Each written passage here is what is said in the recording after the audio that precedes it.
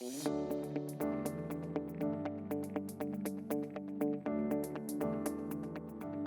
there. I'm Sunny Widerman from Personal Tax Advisors, and today we're here with a tax Q&A where we take your questions about the Canadian tax system and do our best to shed a little light.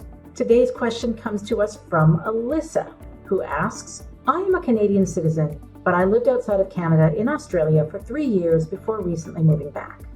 I did not earn any employment income in Canada while I was gone. Now I'm applying for student loans, and they're asking me to file my Canadian returns for those years. What do I do? Well, the first question we should be asking ourselves here is, do you need to file Canadian tax returns for the years during which you weren't living here? And that depends on whether you are considered to be a tax resident of Canada during that period. Tax residency is not really related to citizenship or immigration status, and while it's a little too detailed to get into right now, the bottom line is that if you were legitimately living outside Canada for those 3 years, Canada would almost certainly consider you to be a tax resident of the country you were living in. Since you weren't a tax resident in Canada, you don't have to file a Canadian tax return. As for the student loans, check to see if the returns really have to be Canadian.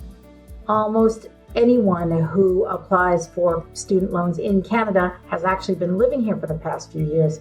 So the student loans people may just be used to asking for Canadian returns. So I think what you should do is explain to them that you were not a tax resident of Canada during those 3 years and see if they'll let you send in copies of your foreign tax returns instead. I hope that helps. If you have a question about Canadian taxes, get in touch through our contact form on our website. The link is in the description. I'll do my best to respond, and who knows, maybe your question will be the one I answer in the next tax Q&A.